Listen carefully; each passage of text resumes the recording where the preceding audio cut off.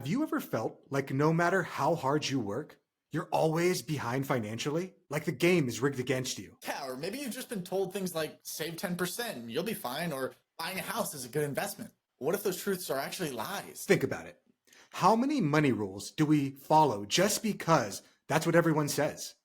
What if those rules are actually keeping you broke? And worse, what if those lies are the reason you feel stuck, stressed, or questioning whether financial freedom is even possible? Today, we're exposing the biggest money myths you've been taught, breaking down why they don't hold up, and showing you how to take back control of your financial future. Get ready, because in today's episode, we are going to be challenging everything you thought you knew about money. So let's dive in. As a financial advisor and a money coach, all I hear constantly from every one of my clients are just money lie after money lie after money lie. And we have to sit there week after week, month after month, trying to break down these core lies that people have been told and believed for most of their adulthood and childhood. So today, Dominic, what I wanted to go over was some of the biggest money lies that I've run into as a financial coach. So that way people can hear them and see, hey, do I think these myself? And if they do, maybe start to correct those before they need to come to someone like me in order to get help correcting them individually. Absolutely. And I'm hoping that even myself and the viewers themselves are going to be like, hey, I always thought that, number 3, that's me. Number 4, that one's me, right? And hopefully it's going to be a podcast of reflection today, because if I get to the stage where I'm working with Chris, man, I'm down the road, right? So it's much better to get these things, nip them in the butt when you're early on. And if you're getting them later on, nothing wrong with that. It's better to improve than not to improve at all, right? So I'm excited to jump right in. I know, is this going to be a 2-part? I'm sure there's a lot of different money lies we could go into. Yeah, so I started sitting down, writing these over the past week as I thought of this idea for the podcast, and I've already gotten to 15. So I don't think we're going to hit all 15 today unless we're going to be here for a few hours, which I'm not going to subject yourself or our audience members to. So what we're going to do is we're going to make it through as many as we possibly can. As we were prepping for the show and talking about it before, I thought of 2 more money lies that I want to get to. So we're already at like 17. So we'll get through as many as we can, but definitely come back for part 2, maybe even part 3, depending on how the conversation goes. As everyone knows who listens to the Five Guys, we don't script anything. So we'll go from there. Alrighty, so jumping right into today's list, I have the advantage of having the notes right in front of me. So number 1 is money is just about numbers. What do you have to say about this one? So money is just about numbers. Well, if that was the case, then everyone would be a financial genius, right? If it was just about, I just need to make more money, spend less money, it's just math, Chris. I know exactly how to make all these things work. Then why aren't we all millionaires? Why aren't we all billionaires? Maybe, just maybe, it's because we've been told a lie. The money isn't just about numbers. Money is about energy. Money is about mindset. Money is about how you're going to get through your life. Money is highly emotional, and your emotions are in no way numbers. So maybe the truth is that money is deeply emotional, influencing your decisions, your self-worth, and your relationships. To be told that money is just about the numbers, just pull your head out of your butt. It's just about the numbers, bro. Well, if that was the case, then we'd all be able to do it. It'd be the same thing if someone's saying, you want to lose weight? It's just about the numbers. Just eat less calories than you excrete. Well, that sounds all well and good, but we aren't robots. So I think that we all need to give ourselves some grace and realize that, yes, is it about numbers? Yes. And it's about emotions. It's about feelings. It's about self-worth. It's about relationships. It's about all of these other things. The human side, the personal side of personal finance is 80 to 90% of the numbers. The numbers are, I would say, 10 to 20% of actually being quote unquote good with money. But that 80, 90%, the way you feel about it, the way you relate to money, the way you have that money influence your being, your schema of yourself, how those emotions flow, that's the real important part. So I think we've all been told a lie that it's just about numbers. Just focus on the numbers. Learn to invest, learn how to do these things. It doesn't matter if you have the best investment scheme in the world. If you can't control yourself when you're around a box of chocolates and you have to spend everything that you want on that money, or you're spending money before you even have it, your investment scheme means nothing because you're not saving anything to invest. And you said that money and energy are synonymous, right? They're one and the same. Could you dive a little bit deeper on that for just a brief second for those, or it might be their first podcast. They never have equated money and energy as something similar. It doesn't even make any sense. Could you kind of go a little bit deeper on that? Yeah, of course. So I remember when I first heard that concept. Oh yeah, money is energy, man. And I was like, that sounds like some woo-woo BS. And it would immediately shut me off. Like it sounded like someone wants to just talk to me about, I don't know, my chi and all this other Some things, hippie but that's crap. not what I'm Yeah. talking. Yeah, yeah, hippie crap, right? And the more I've kind of gone down that rabbit hole, the more I become a hippie in truth. But that's not what I mean here. Money is not just some like woo-woo energy, vibration, whatever. But in order for me to get money, I have to expense my life energy, my time. The one non renewable resource that we all share is our time and our energy. In order for me to get money, I have to go ahead and I have to give that time, give that energy in exchange for money. Money is a great tool in that all it does is it shows that at some point I created value for somebody else, that they decided that the value that I created is worth more than the value of the money that they had. So they gave me that money. So it's stored wealth, it's stored energy. And now I get to take that energy that I've given to get that money and go and buy whatever the heck I want. And the hard thing about it is if you think that money is just about numbers, then you're going to go around through life just trying to, how can I take my money and make it into more numbers? And that's not the good way to live either. But what do most people do in America? They take their hard earned energy that they've worked 40, 50, 60 hours a week for over multiple weeks. And then they go out and they blow it on a new bag, new pair of shoes, new something else in order to feel better about themselves because they have to go back into that grind. But every time they purchase that thing, they're stringing themselves harder to the job that they hate, to the career that they hate, the people that they don't like, working for a boss that is a jerk. Absolutely. I almost think it should be mandatory, right? For everybody. Maybe after 10 years, you have to, whatever house you're into, you have to downsize for 6 months and get rid of everything and just change careers, change everything up, right? Because so often we get stuck in these patterns of, like you said, right? I go to work to afford things. I buy the things that satisfy me, but they don't really satisfy me. They just satisfy the flesh, the pleasure, right? And now I have to go back to work to get more of it and more of it. And it's just a nasty, evil cycle. And hopefully, listener, you're not in that cycle. Maybe you're in a different cycle. Maybe you're in a cycle of like, no, Chris, you're all wrong. Like, I don't waste my money. I don't go and get the bags or the fancy car. Maybe I'm just trying to survive, right? That's another nasty cycle. But it's one of those things that we got to change the way we think about money, right? Money doesn't love us, right? Money has no emotion if it comes, if it goes. It's just money. But is it just money? Is it energy? Is it time? Is it resources? What is it to you, right? So I hope that kind of opens your mind up to what money is and what it can be and what it means to you, right? So that you can start to respect it a little bit more, and maybe in return you can respect yourself a little bit more as well.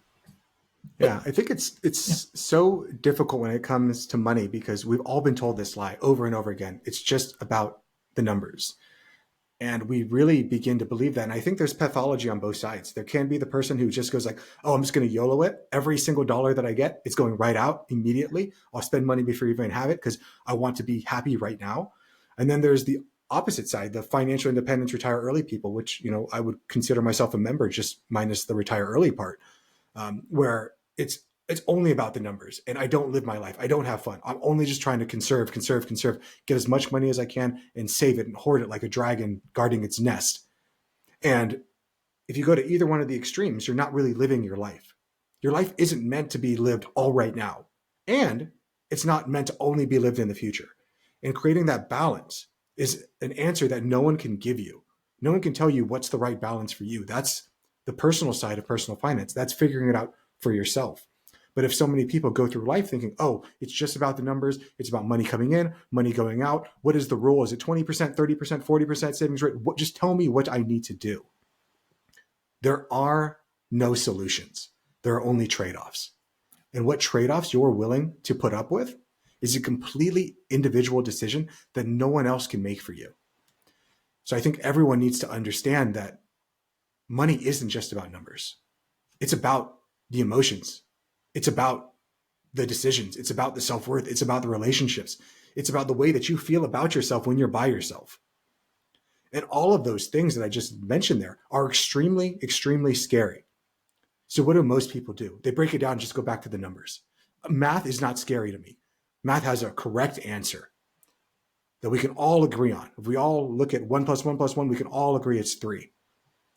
But it's really, really scary when there's an ambiguity of I have an answer and you have an answer and you have an answer, and we're all different. And we're all correct and we're all incorrect simultaneously. Our brains hate that ambiguity. So it rails against it. So once we're able to understand that money is about numbers, yes, and it's about so much more. Absolutely. And, correct me if I'm wrong, but, if money was black and white, the rules would be the same across the board, wouldn't they? Yep. That would be something like an objective truth. Objective truth would be that this means true regardless if human beings are there or not there. Yeah. But money is not an objective truth. If all the human beings tomorrow, Thanos came down, he snapped, he's like, I'm not going to do 50%, 100%, all of them gone right now. Money would cease to exist. Yes, there would still be paper dollars floating around. People's wallets would just drop and money would still be sitting there. That money would still exist, but whatever animals stick around, they're not going to start exchanging money. They're not going to go onto our computers and be like, oh, this guy had this much money. I absorbed that now. They're going to go back to the law of the jungle, the law of survival, the law of power. And that's what money is supposed to kind of symbolize, is a force of power. How much you've accumulated in some ways could say how much worth you have, because that means that other people believe that you were so worthy that they were willing to give their life energy for whatever resource you had. That's the reason that capitalism is such a quote unquote good thing, or something that's servicing. You can't go ahead through a capitalist market and extract money without somebody else believing that that money was worth giving. And that's when we kind of talk about like self-policing, or going into governments becoming tyrannical and taking from their people, because they're not creating anything that is worth it. They're just saying upon high that you must give us this money through taxation. I mean, that's the reason that America, we seceded from Britain back in 1774. Back in 1618? 1776. That's the reason that we seceded, was because of taxation, because we felt that they were taking our life energy and not giving us anything back. So that was number one. Maybe that connected with you. Maybe it didn't. Maybe it opened your mind. Maybe it was a waste of time. That's up to you. But with that being said, number two, maybe you're an evil guy because you didn't agree with the first one. And some could say that money is the root of all evil. Is it true? Is it not true? We move to our master of money himself, Chris. What do you think? Is money the root of all evil? No, definitely not. Like we talked about in rule number one. And the reason I brought up rule number one is because it's the most pernicious one. It's the one that everyone truly believes in. Rule number two, money is the root of all evil, is probably the second one. And the reason that this is a complete lie is because money is just a tool.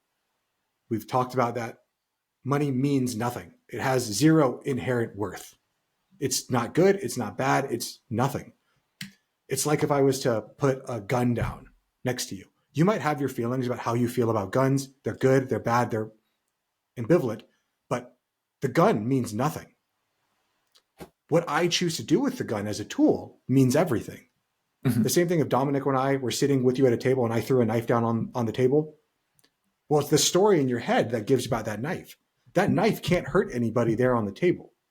It's if one of us picks it up and decides to do something with it, either cut an apple to feed each other or to stab one another, that's what gives it all of its power. So if you believe the knife is evil, then you will treat it as if it is evil.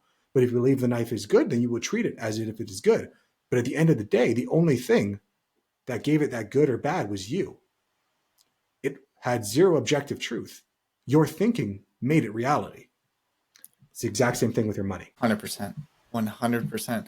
Yeah, and I like that one. I like that one because money is not a sentient being, right? And if money is the root of all evil, and I love that gun analogy you put out, the knife analogy.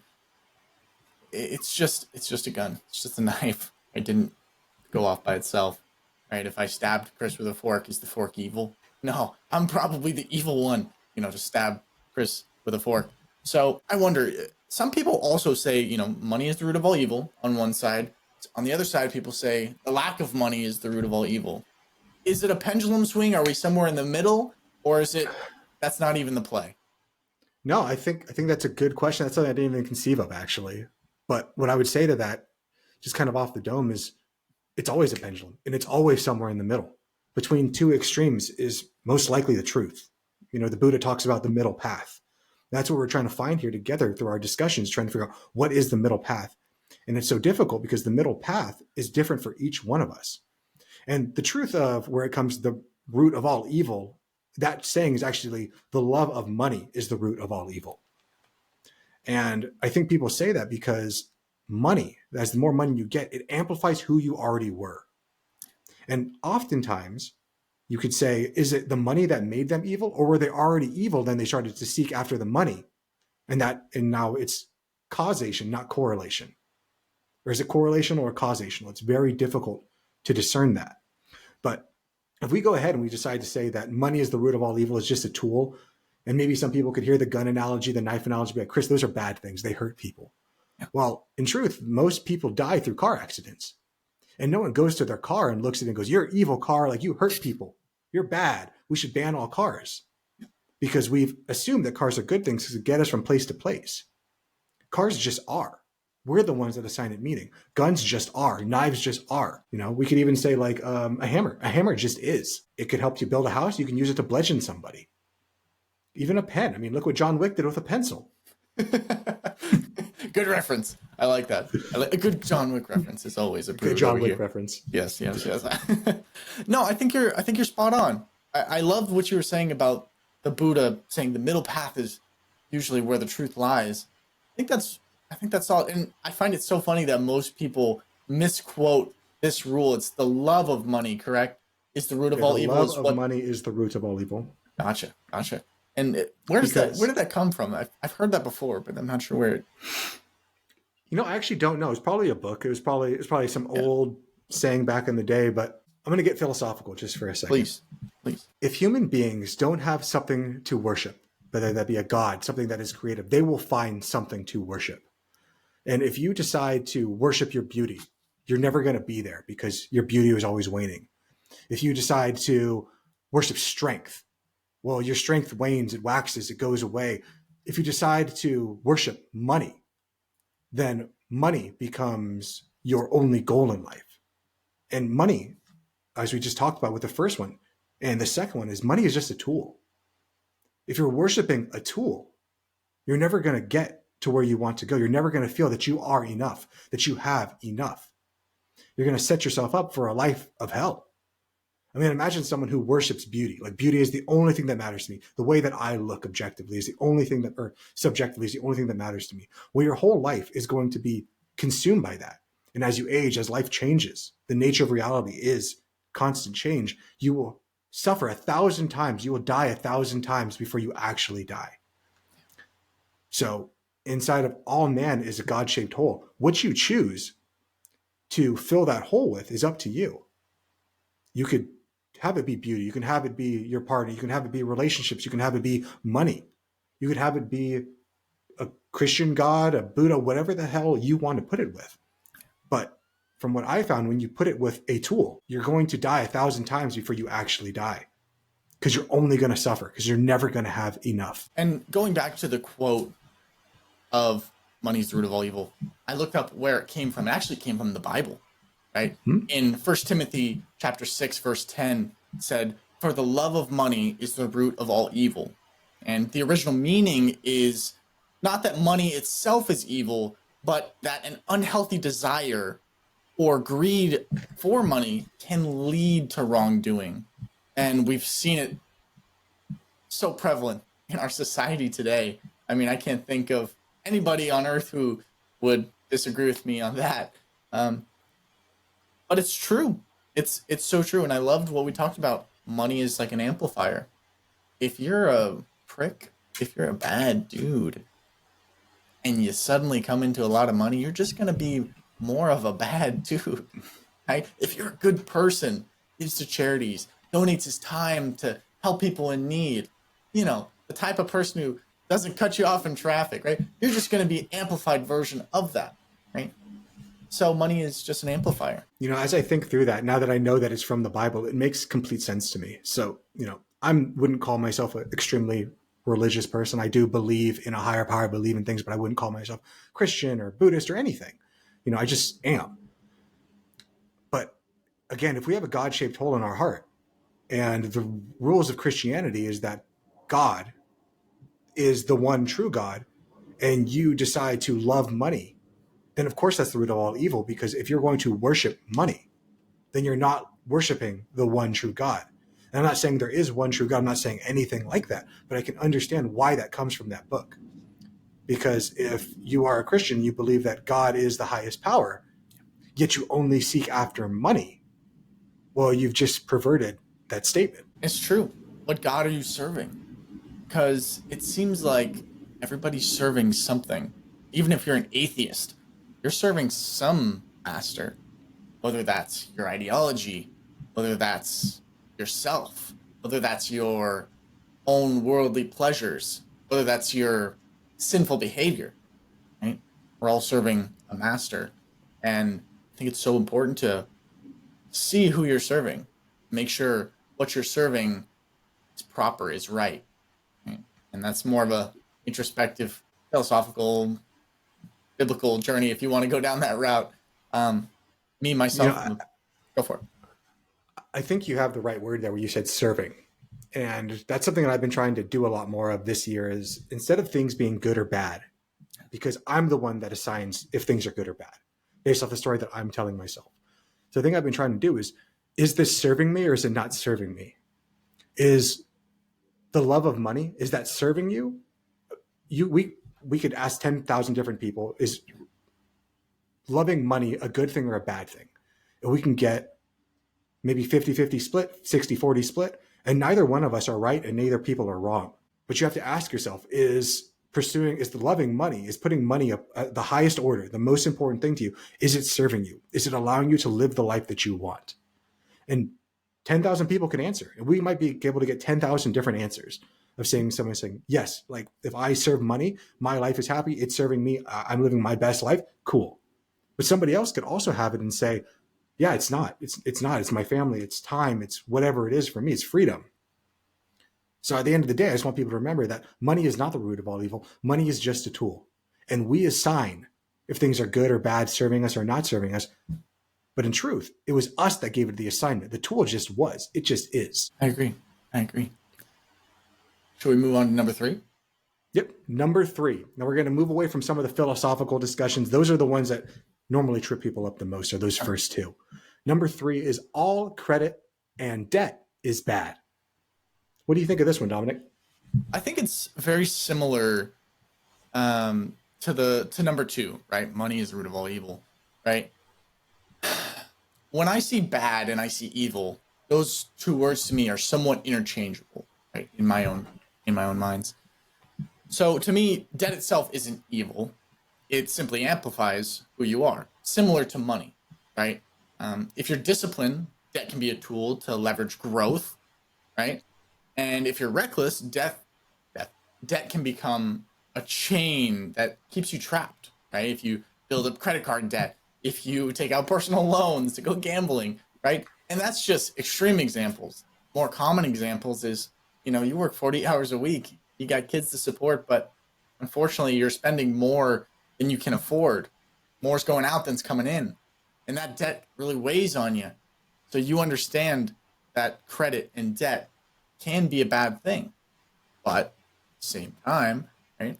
I don't know many people, maybe Chris, maybe you know a few people that have enough money to buy a house outright, right?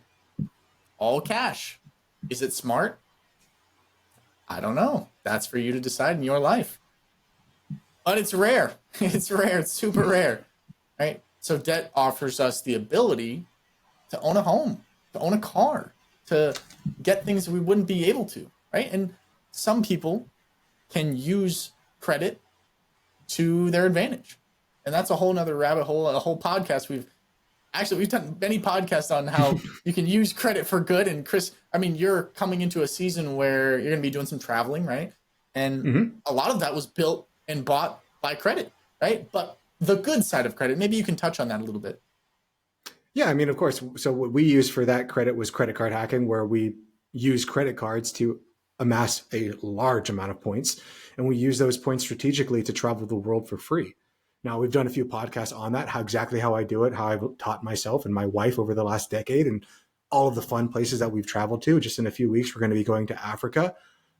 flying there, staying at one of the nicest hotels in Kenya, actually, and in Dubai, all on points by using quote unquote credit. So if credit is bad, if credit is a bad thing, it's not serving me, then how am I able to do all these things without spending any more money than I normally would have?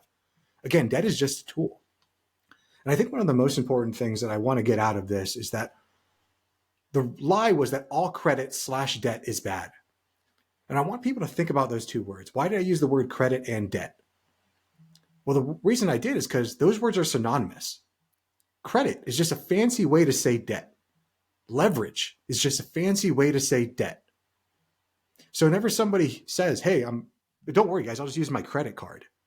That sounds a lot better than saying, don't worry, guys, I'll use my debt card. I'm going to go ahead and make a trade. I want to leverage it up, and I want to buy more than I currently have. So I'm going to use leverage to buy this stock. Well, that sounds well and good. It sounds like you're really, really smart. But in truth, we can use the other word for it that is 100% synonymous and go, don't worry, guys, I'm going to use debt to buy this stock. It changes your brain. So that's what I call my credit cards. They're debt cards. Yeah, of course, I call them credit cards just like everyone else does. But in my brain, I'm saying debt card. It's a debt card. I'm giving myself over to somebody else by hamstringing myself, saying, hey, I value whatever it is that I have or don't have right now more than my future self. Do you know where the saying mortgage comes from? Or mortgage, if you break that word down? No. What does that mean? Death contract. Kidding. That's ominous. It's pretty ominous. Mortgage, if you break the roots of the word down, it's death contract. You are giving yourself over to this person. A morgue is death. Morgue, it's yep. Yeah. So it's kind of easy. People don't think about that, but it's giving yourself over to that person. So I want people to remember that. If the root of all credit, debt, leverage is bad, it's not. It just is.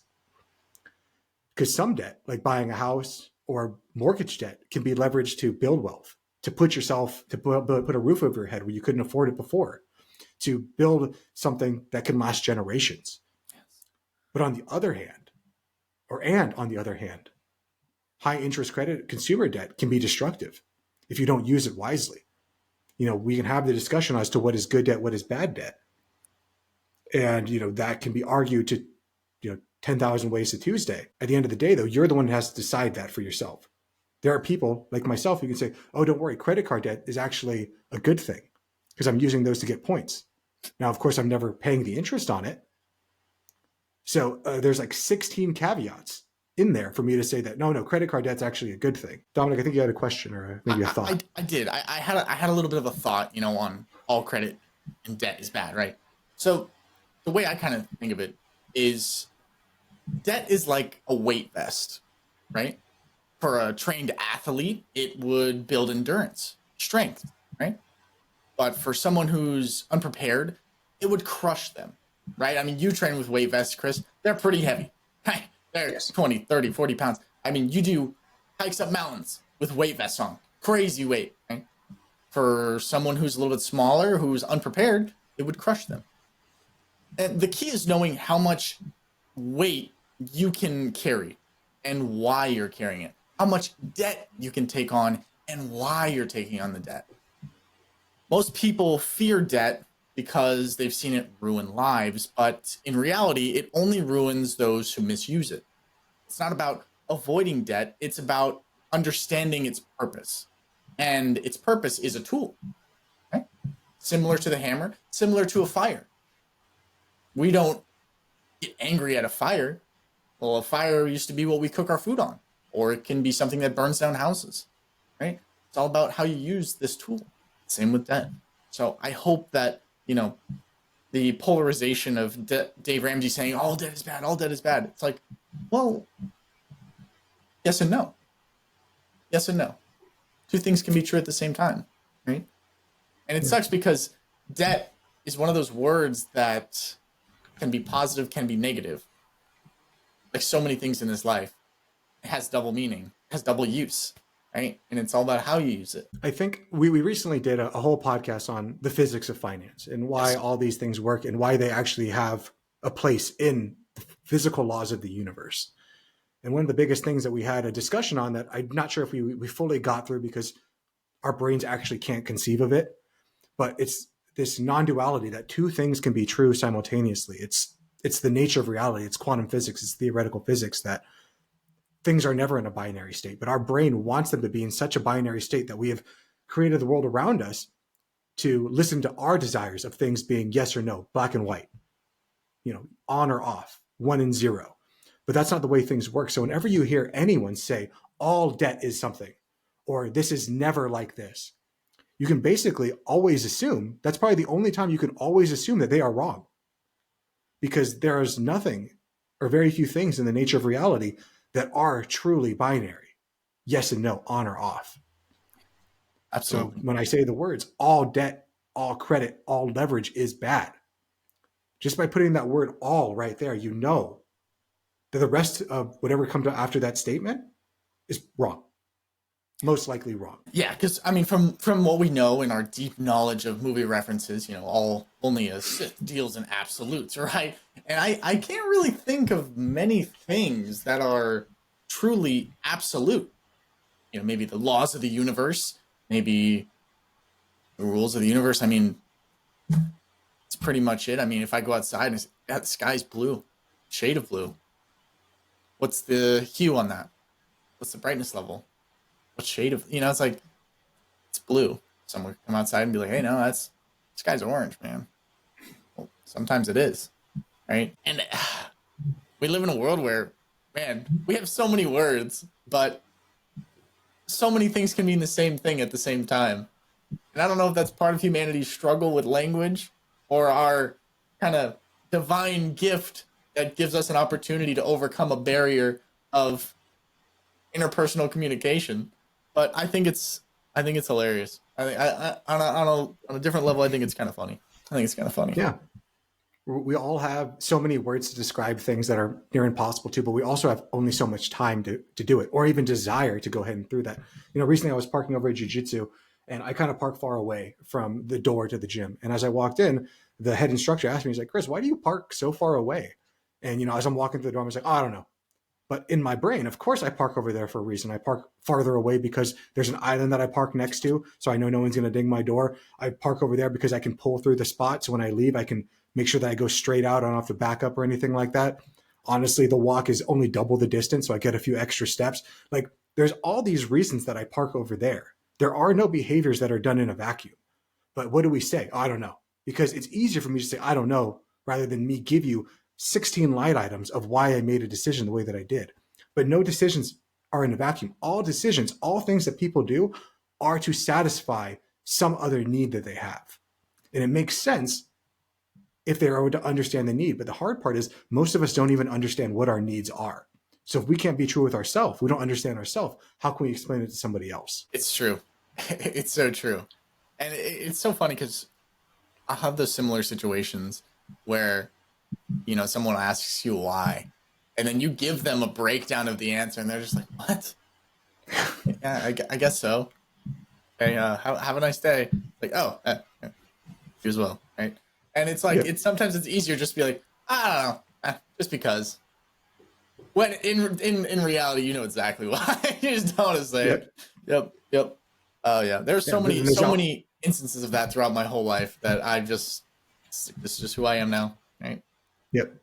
And that's the hard part about going through life, right? Is you want to ask why, but how many of us as children that question, that discovery of why was beaten out of us? Because you don't want to look stupid. You don't want to question. You don't want to make people frustrated. Growing up, I've already talked about this before, so I'll talk about it again. When I was younger, I was put into all of the remedial classes. And the big reason for it was I kept on asking why. Oh, hey, if you put a pH together, it makes a f sound. And I would ask why? Well, because a pH makes a f sound. Well, why does a pH, it would make a p, why it doesn't make an F sound? And you ask why? And then eventually the teacher, because they would get maybe upset that they didn't know the actual reason behind why a pH makes an F sound. So they'd be, okay, this kid must be dumb because he's asking why too many times. And I remember for myself, when I was trying to learn how to drive a stick shift, it was really difficult for me to figure it out. So what I ended up doing is I went to a book and I learned, why do you have to use the clutch? Why do you have to lift your foot? Why do you have to give gas? What's the mechanisms that's working underneath the hood for that clutch to separate from the piston to go back into it to start to turn it again? Why are all these things happening? And then once I understood that, I was able to actually drive a stick shift again, because the way that my brain works is I have to understand the reason why. And sometimes I have to ask that 6 or 10 different times before I can finally understand it. But when I get it, then I get it at a much deeper level than the average person who can just be like, oh, okay, I just do this. Cool, I got it.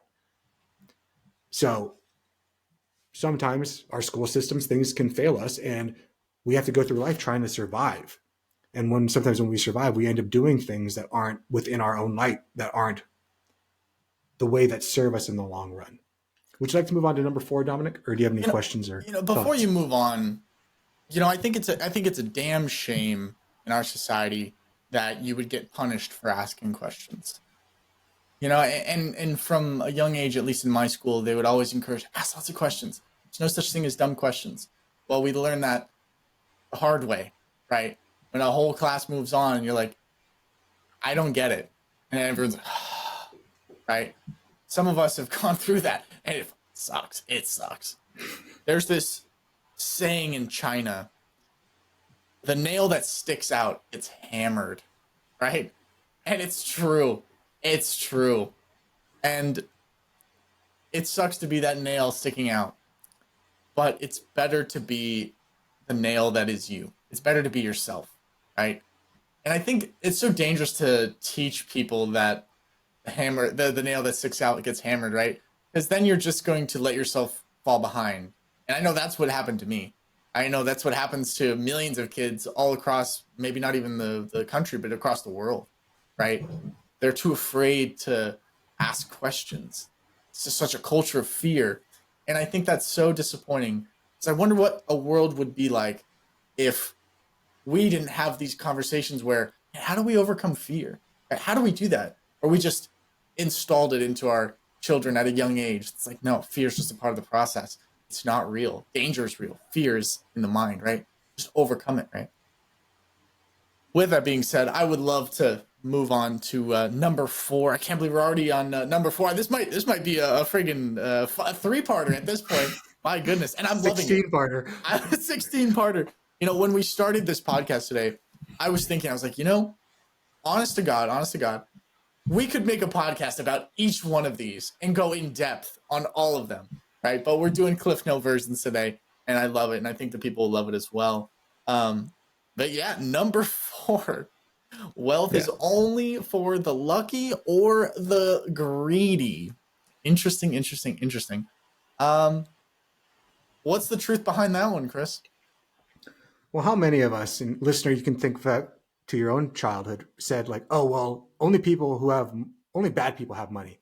Yeah. If they have money, they're bad people. Only here in America, maybe around the world, I don't know. But here in America, can you hate wealthy people? Be like, oh, they're the scum of all of the earth. They're the 1%. They're bad, and want to be them simultaneously. Yeah. Because you think, oh, but if I had that money, then I'd be a good person. People would look up to me. I'd be the good one. I think it's so difficult for people to go through their entire life with these two states in their brain working in tandem. One saying, oh, all good, and one saying all bad. It's just got to be really difficult. So I think that's why we kind of revolt against it. And now we have to make comments like this, like, oh, well, the only people that are wealthy are either lucky or they're greedy. They're lucky because they were born to the right family. Well, all of money, there is no luck in the world. Luck is just a story. Things just are.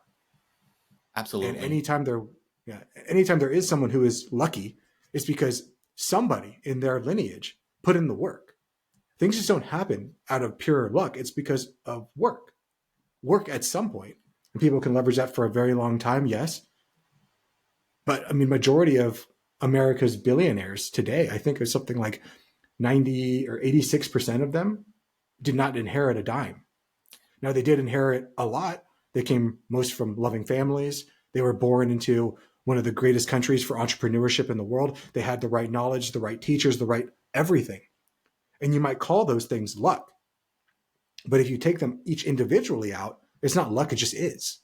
But we look at the whole and we go, okay, that's just lucky. And, for me, there was always this quote that kind of stuck in my head about wealth and how wealth is a recipe, right? It's not a lottery ticket.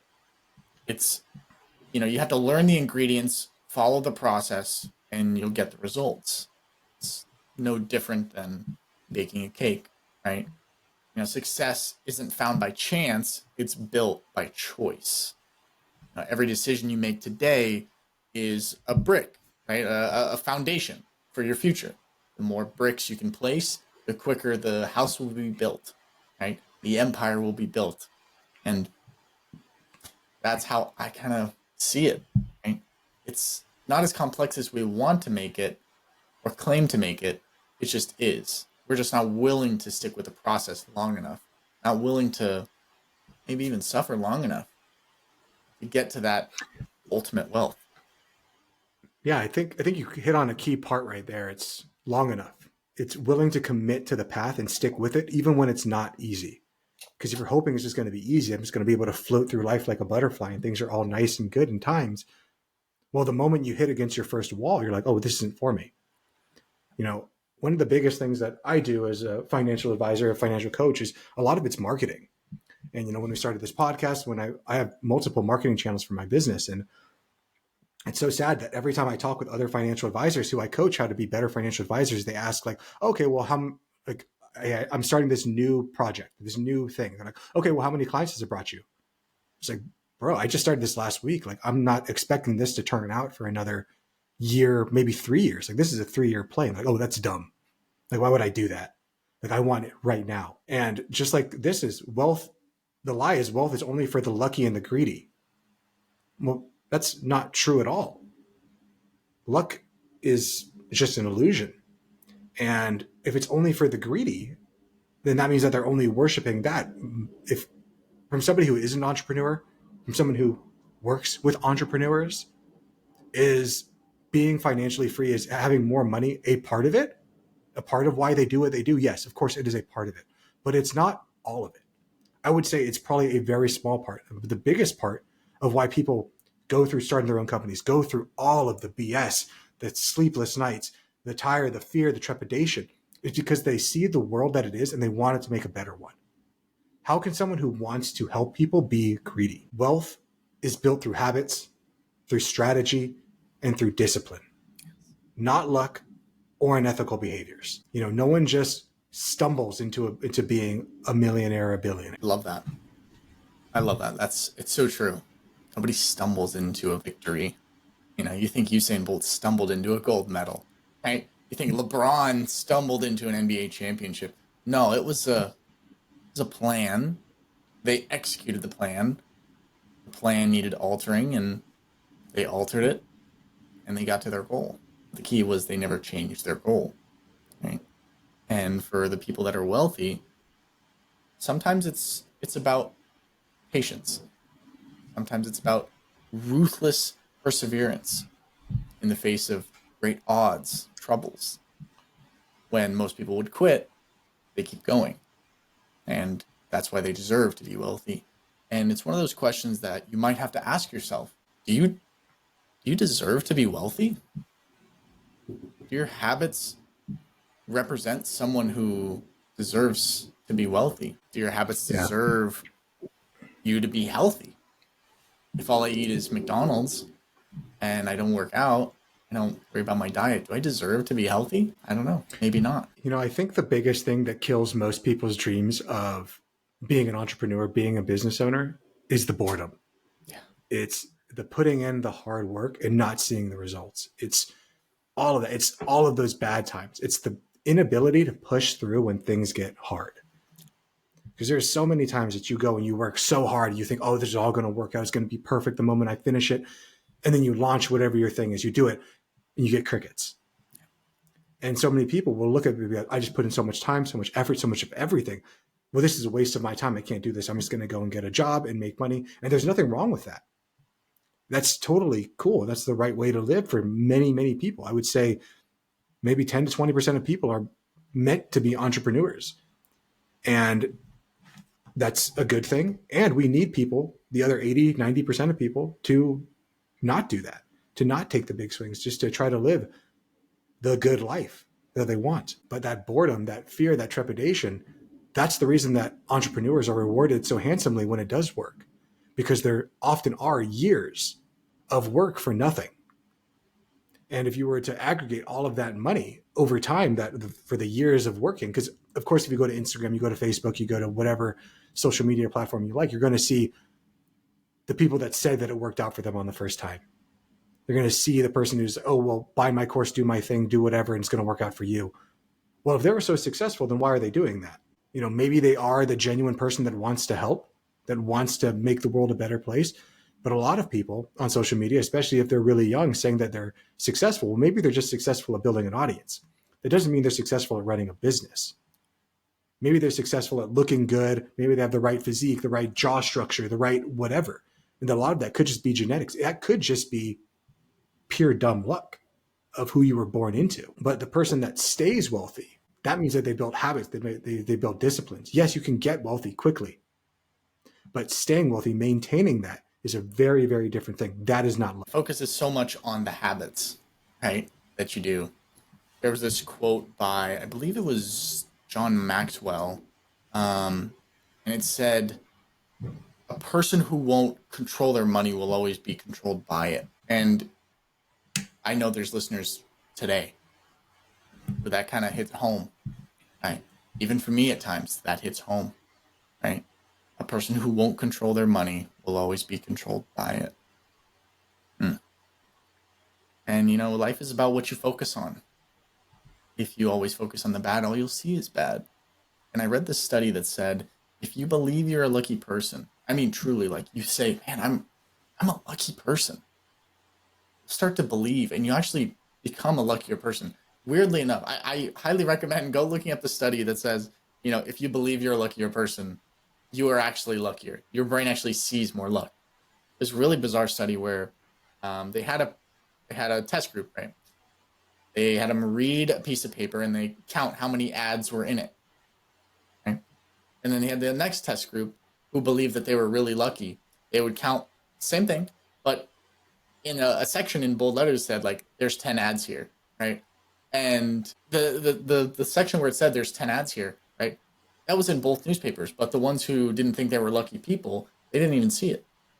But the people who did believe they were lucky people, they did see it, right? Kind of a weird thing that you can kind of improve your life just by thinking and meditating and becoming more in here, right? Kind of a wild take, right?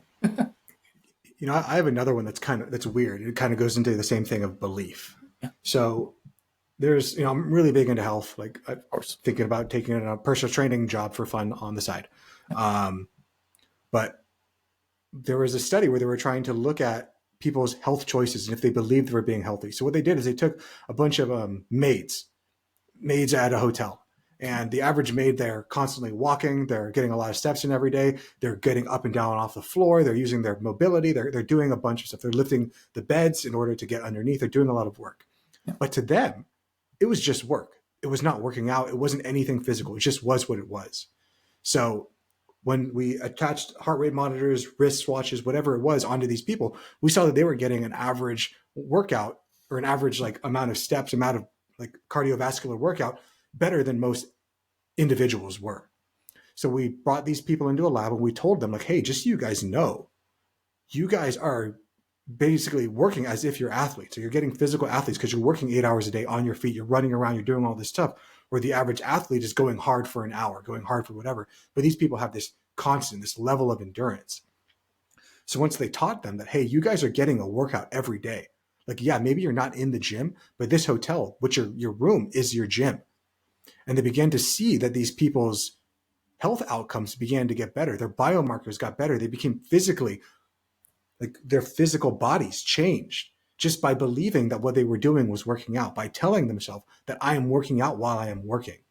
That belief somehow changed the body's chemistry to begin to lose weight, to lose fat, do whatever it was that it was doing. But all of their biomarkers, so not just physical appearance, but actual biological age, decreased just by believing in what they were doing was helping them in much more ways than just bringing money on the table. That's an amazing story, first of all. That's crazy. And I love that. I think oftentimes we as a society underestimate what our minds are capable of. We have no idea what the mind is capable of. We're just going to keep going back and forth on different stories we heard, right? I was reading this study that was saying that for people that had multiple personality disorders, right? Who, you know, hey, I'm Steve. Hi. And maybe I'm switch it up. Hey, I'm Alex, right? They're two different people, right? But it's the same person, same body, right? Some psychologists have seen physical changes in them, their heart rate, their blood pressure, even eye color, which I think is so interesting. And, guys, I really hope you believe in yourself enough, because you're more powerful than you could ever imagine. You are the strongest you've ever been.